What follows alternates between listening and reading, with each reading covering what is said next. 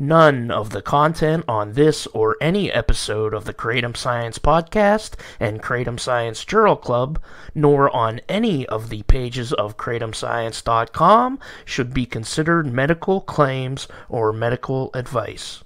This is the Kratom Science Journal Club with Dr. Jonathan Cachat, neuroscientist and expert in psychopharmacology. In each episode, we discuss an article in a peer-reviewed journal. I'm your host, Brian Gallagher, blog and social media writer for KratomScience.com, your source for all things Kratom.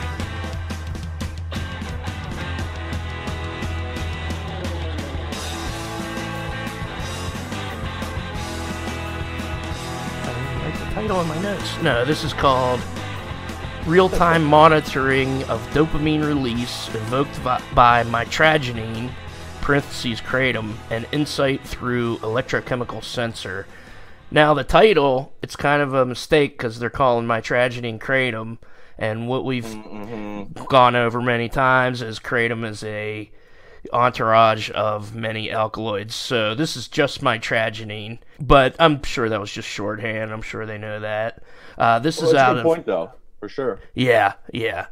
This is out of University of Science in Malaysia. I worked down at the University of Science there. This appeared in Neuroscience Letters, so I guess, I don't know if it was a letter, but it's kind of like a small study. It's not as detailed, and there's a few charts there. But basically what they're doing is measuring dopamine release in rats. In the rats, the aim is, in this study, we investigated the effects of mitragynine on dopamine level and dopamine transporter expression from the rat's frontal cortex. So I know most people who listen probably know generally what dopamine is, but do you want to just explain what dopamine is and does in general?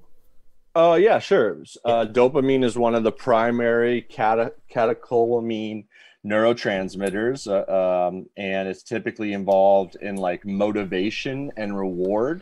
So that would be, in humans seeking social interaction, sex, food, dancing, but it seems to be, and I think we hit this on one of our early ones. It seems to be that dopamine release occurs in anticipation of an award, and then goes lower after that. But dopamine is also, so it's involved in addiction research. It's also involved in sort of mood and affect, particularly related to around depression, although we go over to the other catecholamines like serotonin and that.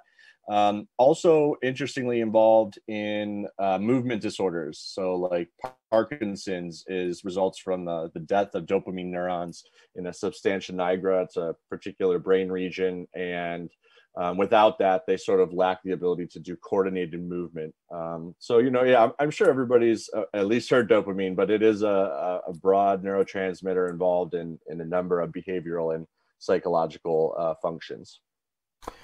Yeah, and dopamine release is when they talk about dopamine release here, and that's when it actually interacts with the dopamine receptors. Is that right? Yeah, well, so what they're measuring here is dopamine released from the inside of neurons to the outside. And of course, neurons communicate with chemical and electrical messages, but generally chemical that are released from one neuron, gone into a space called the synapse, and then received by the dopamine receptors on the subsequent neuron in that signaling chain.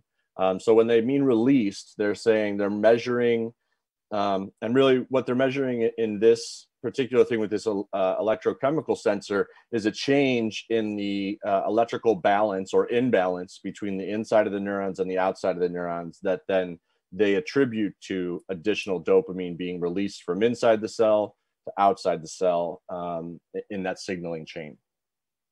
They use an electrochemical sensor, and it looks like it's actually hooked up to the brain of the rat. And I think I've seen like videos where it's like a rat's running around in a cage with a wire hanging out of their head. Is that the kind of thing they're doing?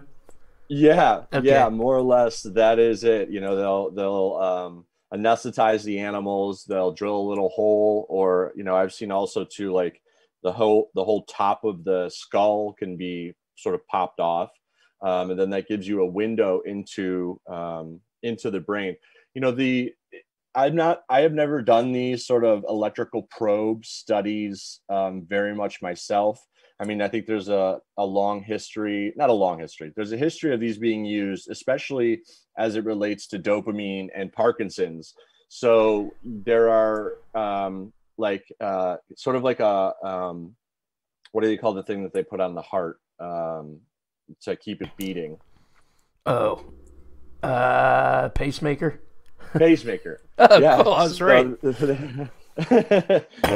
There are things like a pacemaker that is deep brain stimulation, or DBS, that essentially they will insert these electrodes, if it's in Parkinson's, down into that substantia nigra that I was talking about, and essentially it will pulse like a pacemaker would, but will help with the release of dopamine down in there and restore sort of fluid movements. And so I'm more familiar with deep brain stimulation. And so that's putting electrodes into the brain to cause an electrical signal to occur rather than to read an electrical signal.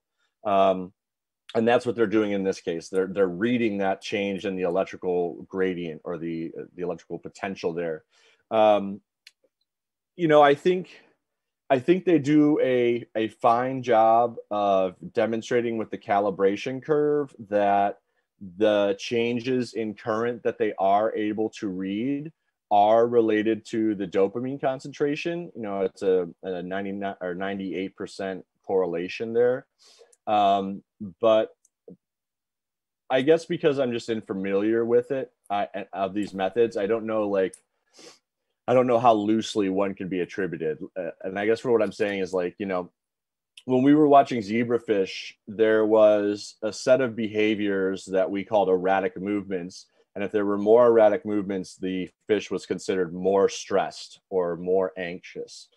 And in that situation, we would have to train all of our new staff to get a high inter-rater reliability, meaning that what JC sees as an erratic movement, Brian also sees as an erratic movement.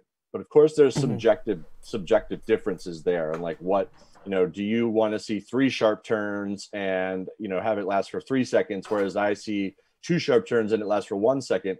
Both of those could count for an erratic movement. And of course, in visually observing behavioral attributes there, it's really hard to actually eliminate that subjective variation. We were trying to with video recordings and having the computer analyze it. And so I guess I'm saying that in that it's my own unfamiliarity with this method, where I don't know, this concentration is very or the correlation of the change in current with the dopamine concentration is very tight. It's obviously something that they spent time establishing, and I think they have familiarity with this particular method at this lab. So I have no reason to doubt it. But there's just part of me that wonders, how do they know it's actually dopamine versus another catecholamine? I mean, what if it's norepinephrine, or what if it's serotonin? The measuring in the current doesn't necessarily explicitly mean that it's dopamine. But again, I think this is largely due to my infamiliarity with the method and how you set it up and how you get the electrodes where you actually want the electrode to be. I mean, we're talking about, this is mice or rats? Rats, mice, right? yeah. Oh, rats, rats, okay. Yeah. Well, so then we're talking about a brain that's maybe, the size of a quarter overall. It's not huge, maybe like a little bit smaller than an old mouse ball at a computer. And that's the entire brain. So, you stick it in the front of that, and that's the frontal cortex, more or less. But when they do deep brain stimulation, for example, they hook this giant, like erector set cage onto your skull, like bolted to your skull, so they can get very precise placement of where these things go. And that's in a human brain or bigger brains. Yeah. So, there's just some unknowns there for me that brings out the skeptic in me. But again, based on what they've written here and published, and I think their previous publications, there's no real reason to dig in on what that would potentially mean. I couldn't find it on here, but would they give them oral mitragynine or through an IV? Yeah, it was so intraperitoneal. So okay. It doesn't look, It looks like they just are injecting it into their sort of abdomen area. They're not. There's something called like a filage or something like that, where essentially you stick a tube down an animal's throat and then push it through. Like you can feed them that way, to just push it into their stomach. This was an injection into the abdomen. Okay, so I guess it would still be subject to metabolism because we know most of the 7-hydroxy comes from mitragynine being metabolized. Mm-hmm. But I'm not sure they even talked about that in this. I think they were just focused on the mitragynine. Yeah, that's a fair a fair point to bring up. Certainly, when they were doing the measuring the concentrations of the dopamine transporter, they could have then measured for mitragynine concentration and the 7-hydroxymitragynine concentration, and we would have had some insights into that. But yeah, you're right. They don't mention that. So dopamine transporter is responsible for the reuptake of dopamine from the synaptic cleft and for the termination of dopaminergic transmission. And just in studying about drugs in general, like what cocaine does, I think it blocks the reuptake, or it blocks dopamine basically wearing off from the receptor, and that's why it works the way it does. Yeah, interesting in that, if I'm remembering correctly, so amphetamines block the reuptake. So yeah, in order for any neurotransmitter to stop signaling, and of course starting and stopping signaling is of critical that homeostasis is critical to proper brain functioning. And so there are several drugs. Wellbutrin blocks the reuptake at the dopamine transporter, and I think amphetamine blocks the reuptake, whereas cocaine, I think more likely induces the sort of flooding of the dopamine out of the first neuron in the situation. So it's like, you're opening a door and forcing all the dopamine out versus preventing it from being reuptake. I think it's been a minute since I looked into that. So DA level was recorded in brain samples of animals treated with acute or repeated exposure for 4 consecutive days with either vehicle or mitragynine, using the electrochemical sensor. Animals were then decapitated and the brain regions were removed, snap frozen in liquid nitrogen, and stored. They all went to heaven. Doesn't say that in there, but I'm assuming they all went to rat heaven. Yeah. And the dopamine level is quantified using immunosorbent assay, ELISA kits. So basically they measured them for 4 days. Some of them got repeated mitragynine, and some of them got, I guess, 1 dose on 1 day. And just reading from the highlights, well, the sensor detected dopamine changes in the mitragynine treated rats. So the mitragynine did affect it. So it did not increase dopamine release following a single treatment, but it significantly increased dopamine release after repeated exposure. And 30 milligrams per kilogram was the highest level, and that increased that mRNA expression after repeated exposure. Now, what does that mean exactly? Is that the mRNA of dopamine, the dopamine? Because we've been hearing, the public has been hearing about mRNA from, the vaccines. Yeah, fair. So the central dogma in biology is that we have DNA, then RNA, and then proteins. And so that's how proteins are synthesized and made. So essentially you unwrap the DNA, and then a copy of that DNA is made, and that's called RNA. And then the RNA generally gets shuttled around to different parts of a cell, and then gets bound by some enzymes that then read the RNA and make the protein. And so the protein in this case is the dopamine reuptake transporter, DAT. And so the assumption is, and I don't know if it is so much an assumption, maybe it's known, but basically, if the concentration of the mRNA is increasing, presumably then the translation or creation of the DAP proteins are also being increased.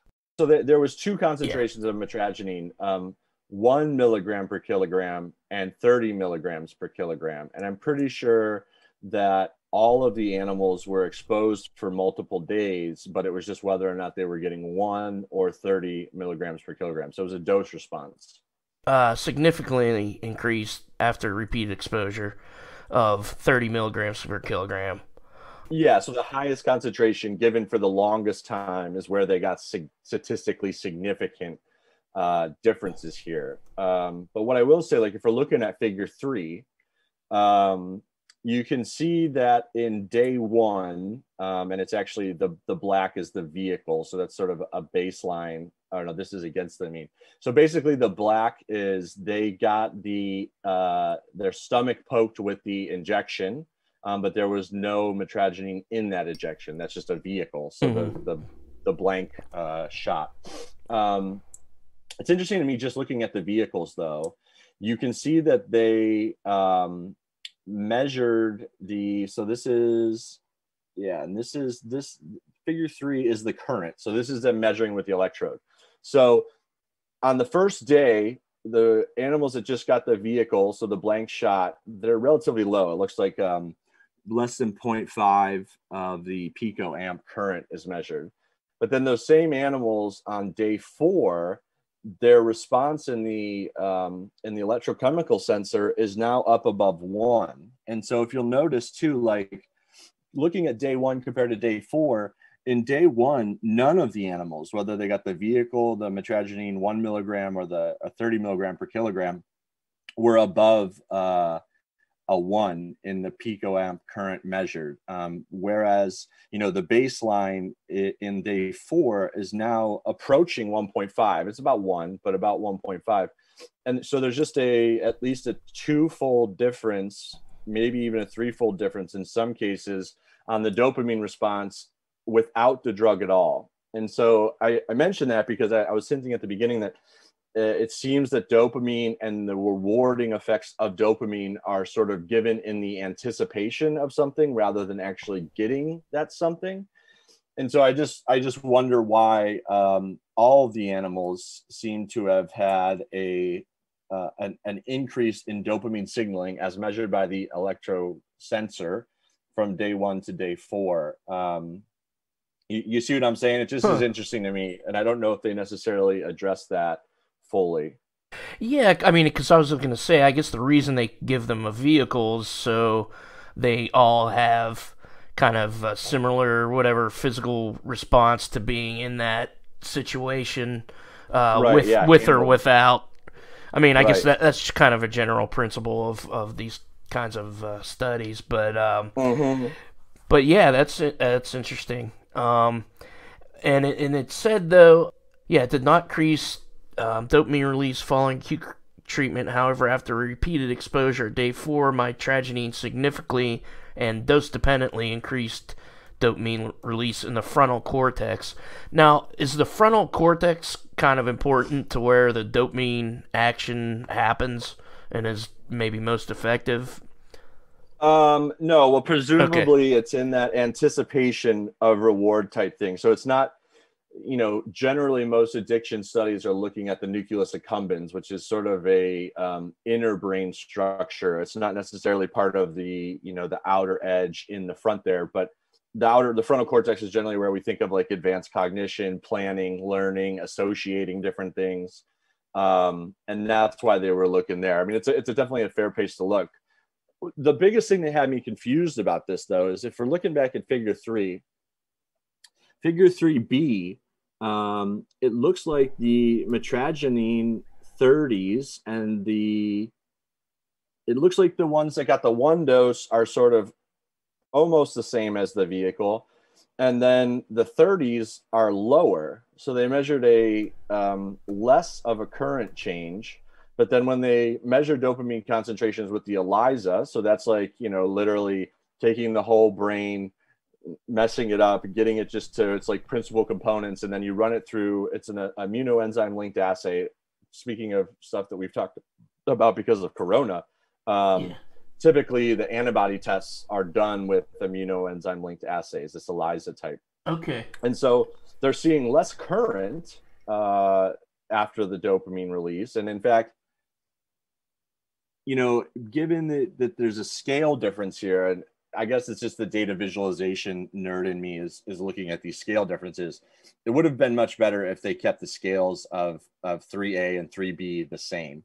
But it looks like you could just eyeballing it say, well, then it doesn't look like necessarily that between the first day and the fourth day for these 30s that there really was a significant difference as measured by the electrochemical sensor. And if there was a significant difference, then it was lower. The electrocurrent change is lower, even though, like I said, they're about the same on the scale. But then when you look at the immunoenzyme linked assays, they're looking at increases of dopamine concentration. And again, these are ELISA assays and ELISA kits are very standard. Those have been around for a long, long time. But you're going from one where you're injecting the mouse and you're measuring a difference in current that's coming from a wire out of their head. So essentially like, hands off. So now looking at it where you have to perform a dissection, you have to perform another number of chemical sort of cleans and centrifuge things, and then inject it into the ELISA assay. The ELISA assay then usually sits for some amount of time while the chemicals that they're measuring are pulled through the gel pad there. It's an electrochemical difference, so they have positive charge at the top and minus at the bottom, and they pull it through this gel square. So I guess I'm just I'm pointing out too that there's a lot more handling that went involved between those two things. That if anything, I would expect them to be tightly correlated, but it doesn't look like they're tightly correlated. It looks like the electrical current went down, but then the dopamine measured via ELISA went up, which is interesting. The little background part in the abstract said, mitragynine has been reported previously to possess abuse liability, but there are insufficient data suggesting the mechanism through which this causes addiction. And I mean, when I spoke, I recently did interview with the head of pharmacodynamics at Dr. Lance McMahon at University of Florida, and basically they're saying like there's hardly any of the 7-hydroxy in the plant, and mitragynine doesn't really seem to do that much until it's metabolized into 7-hydroxy. So I think maybe we're kind of where they're looking for like addiction and abuse liability. I don't know if it wasn't metabolized into the more potent partial opioid agonists, and I'm not sure they would find anything. Is that basically what they're trying to do, is to measure the dopamine to see how addictive mitragynine can be? Addiction potential, yeah. And you bring a very good point up, and this is the other major sort of potential downside of this. I didn't read anything in the discussion about this, but they could have made that case far, far better if they included the vehicle, the mitragynine at the 2 doses, and then another opiate like heroin or oxycontin, oxycodone, or hydrocodone, or even codeine. They could have done if they just had a standard narcotic chemical alongside of the mitragynine, then it would have been a much stronger case to make, regardless, depending on where the results were, whether there's a mechanism here for addiction potential or not. Because as you can guess, it could have very much been the case that, like, let's say back to figure 3, if we would have had a group that was given heroin, then maybe the current change in there was like 5 picoamps, like off the charts high. And in that case, you couldn't really make a very good case to say mitragynine was very addictive, because it's not like it's exceeding that of opiates, narcotics that we know leading to psychological and physical dependence. But without that, we're really just making a claim on the mitragynine in isolation. And the thing is too, I would assume that this research is part of a much larger program that they're doing over there at the Science University. And neuroscience letters is generally I think I've published 2 or 3 papers in Neuroscience Letters, and it's Okay. generally like an update on ongoing work where you have a much larger project that's going over the course of 2 or 3 years, but you have some interesting preliminary data that you'd like to get out into the literature as fast as you can, just quickly to get it out there. And, you're it's a smaller builder block of a much bigger project. And so that could be the case that they are doing what we're suggesting here with like adding other opiates there. But without that other opiate, it's really tough to make any comparative claims about this is more or less addictive than this opiate. You know what I'm saying? Yeah, yeah. And I know they're doing a lot of stuff. Like I interviewed Dr. Darshan Singh. He was in the Leaf of Faith documentary, and he was one of my early episodes. And he does a lot of the social science and stuff with just like some of the broader studies on long-term kratom users in Malaysia and effects on their health and everything. So I think they're doing a lot on kratom over there. I think they have been I've seen more of the social science from there, but I think they're doing some of the brain stuff too as well. Yeah. And this is important, psychopharm work to be done, but I would be interested to see, like where we're at 6 months from now. Maybe there's another paper published by this group where they do include the other narcotics. Yeah. And I think that's it. Yeah. So it looks like so they looked at the dopamine mRNA expression. That was a pretty strong increase. So there was an increase in the DAT mRNA in the frontal cortex of the Mitragynine 30 exposed rats, where you didn't see that in the remaining cortex or the hippocampus. It's been a long time since I've done a rat dissection where I would want to take one brain and then piece out just the frontal cortex, and then you'd have the remaining cortex, and then the hippocampus is down in there as well.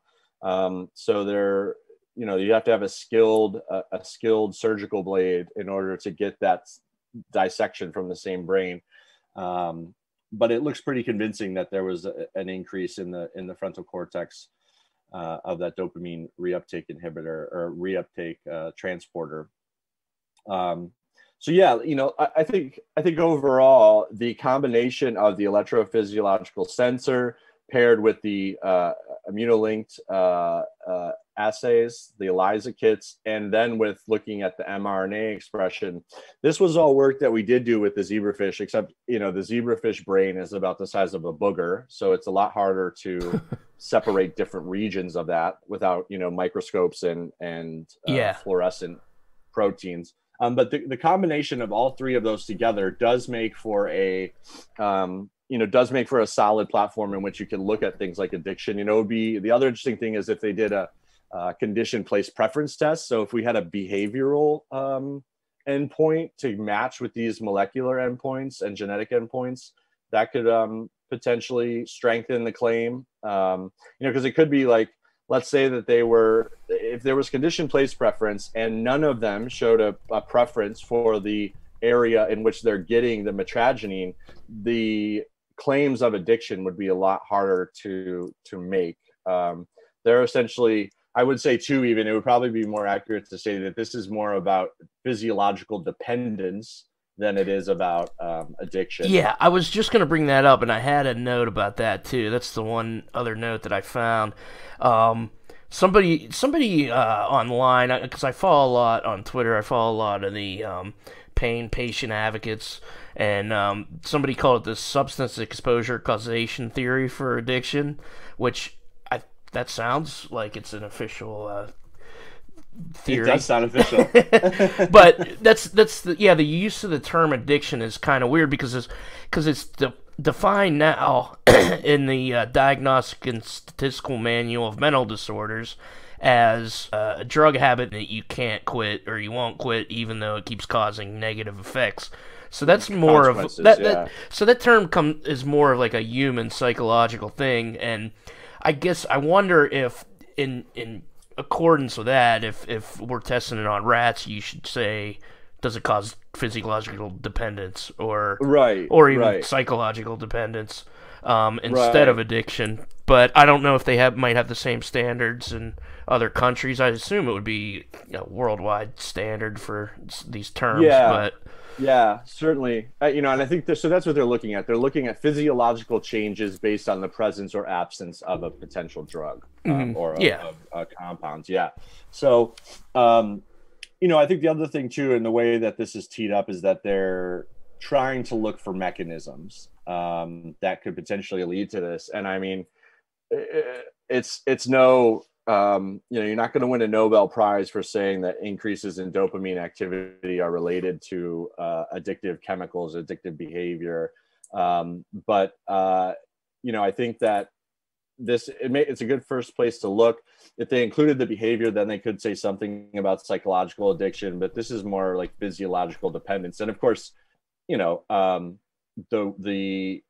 the chemicals that are the most of most consequence to those who are dependent on them do cause this physiological changes, to where, like, going through opiate withdrawal, people not only are psychologically dealing with the fact that they're in high anxiety states, but they're also, twitching, and there's uncontrolled motor movements because there was a physiological dependence there. So it's just certainly a strong underpinning, especially of drugs, like central nervous system depressants, like narcotics or the benzos or alcohol, to where the physiological dependence can get so bad that immediately stopping it can cause serious potential medical issues. They're poking around in the right spot, and that's why I think in the broader context, I think that this lays a good foundation for a project that is looking at additional endpoints over a certain amount of time. And the other thing too is, I guess I didn't really make note of. Do you know how many rats this included? I didn't see that anywhere. I assume several. Because Yeah, they had to have ones that got the vehicle, that got this much mitragynine, that got this much. yeah, it's interesting So they don't include that sample size in there. yeah, For the statisticians in the audience, that would be, because if it's 5 in each group, that's not necessarily. I guess why I bring it up too is because if there were 5 if there were 5 in the vehicle, the day 1 and the day 4, if they are separate groups, it might just be the same rats all the way through. But like N of 5 is not a very statistically significant. It would be preliminary, right? That's maybe why it went in the letters. Now, if it was N of 50, that's different. and there was another one that I just had the abstract. I didn't have the full study, but it measured alkaloids at serotonin receptors. This is another one. This is University of Florida. And because you mentioned serotonin before, but it said painanthine and speciogenine exhibited high affinity for 2 serotonin receptors, unlike mitragynine. So I thought that was pretty interesting, and it was another rat study. So maybe for next time I'll have the full thing available. Yeah. I mean, the catecholamines, especially at a like electrochemical sensor level, are almost impossible to distinguish. I mean, I think they did their due diligence here, and they show us their correlation and their dose response. Like with the increase in dopamine, there's an increase in the current measured. But there's no way, I have never heard of discussed or like being available for purchase, like an electrochemical sensor that would be able to distinguish between changes in the current based on dopamine versus serotonin. That's a much different methodological question and hurdle that I don't even think, frankly, that we have the technology to do at this point. It was a cool one, though. It was a cool, quick one. Of course, I always am a big fan of including multiple methods at different levels of analysis, because that's really all too often you'll get the behavioral groups that are just doing behavior. And so anything that does the gamut from like behavior to protein expression to DNA expression, mRNA expression to physiological responses, that's really what modern neuroscience is all characterized by, is traversing those levels of analysis as much as you possibly can in the same study designs. And so, for that, this paper is a great sort of shining example of how you can use genetic with the physiological, with the immunolinked assays as well. So yeah, I would assume more to come on this type of thing. Thank you, Dr. Jon Cachat. Follow him on social media at @jcachat. So far, we don't do advertising and we don't ask for monetary contributions for this podcast, but we would like to ask you for your support. If you would like, rate, and review this podcast on whatever platform you're listening to, we would be grateful. This will help us move up in the rankings and help spread the word about Kratom and Kratom science. Journal Club is moving to once a month from twice a month. Dr. Jon took on a new project. The music is Captain Big Wheel. The song is Moonrunner. Kratom Science Journal Club is produced by me, Brian Gallagher, for KratomScience.com. Take care.